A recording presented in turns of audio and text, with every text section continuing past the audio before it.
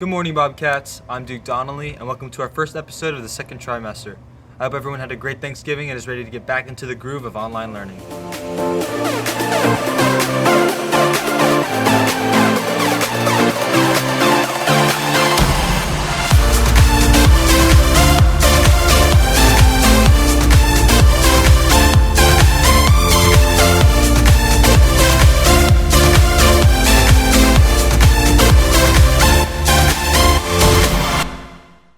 I would still recommend that people are prepared to go back into self-isolation.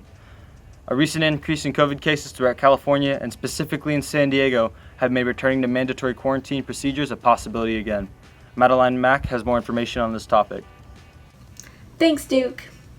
COVID-19 cases have increased across the U.S. this past week, including in San Diego County.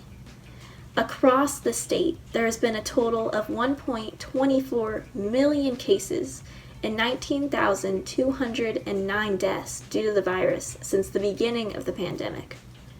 San Diego is currently the fourth highest county in California, with 82,106 cases, and has now reported a total of 997 deaths since March due to the virus. San Diego remains deep in the purple and most restrictive tier, which means the virus is widespread throughout the county. In Southern California, 74% of the ICU beds are currently occupied with patients, and it is projected that by Christmas Eve, the ICU will surpass its capacity, with 107% of the ICU beds filled. As hospitals and ICUs fill up with COVID-19 patients, Governor Gavin Newsom announced that drastic action, including a potential stay-at-home order, may be put in place if the current upward trend continues. The CUSD board will be holding their next meeting on December 16th to discuss the district plans going forward. As we go deeper into the holiday season, the California Public Health Department tweeted that COVID-19 cases are on the rise in California. Protect yourself and your loved ones this holiday season. Find out what activities and gatherings are permitted in your county before making plans to keep everyone safe. Stay positive, test negative. This has been Madeline Mack, sending it back to the anchor. Thanks, Madeline. With this rise in cases, I'm definitely going to be inside playing video games way more than often.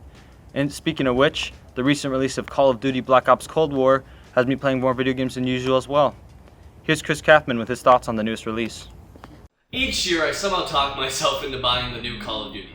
And this year we'll be talking about Call of Duty Black Ops Cold War. We'll start off with the most important thing, the gunplay. This game has some of the worst and most boring gunplay out of any Call of Duty I've played. With gunfights taking up 99% of the gameplay, that ends up being one of the biggest recurring issues. Moving on, the campaign is fine? Cold War's story mode has the player complete multiple types of missions spanning both the Vietnam and Cold War. With a few standout missions, the story is serviceable, but for the most part, since the gunplay is boring, the focus is on stuff that isn't the shooting, therefore making a lot of the campaign feel a bit underwhelming. Overall, pretty standard for COD. Now, onto zombies. In short, it's really good. This feels simultaneously like a return to form and something completely new. I've completed the main Easter egg quest several times, and it's where I've spent most of my time so far. It's also where I plan to spend the rest of my time, because wow is the multiplayer virtually unplayable. There are several reasons why it falls short. The first one we already covered, and that's the gunplay. The second is the maps. Of the 8 launch maps, 4 are okay, and the rest are terrible. Treyarch seems to have taken a more realistic battlefield approach, which doesn't work at all for the speed and the arcadiness of the gunplay. And third is skill-based matchmaking. While this is an overly deep topic to dive into here, I will say that the inclusion of matchmaking based on your skill level, despite not having a skill level rank nor a competitive play option, only negatively impacts the experience overall. If I had to rate it, I would give Call of Duty Black Ops Cold War an it's a Call of Duty game with a bad multiplayer out of 10. Now back to the anchor.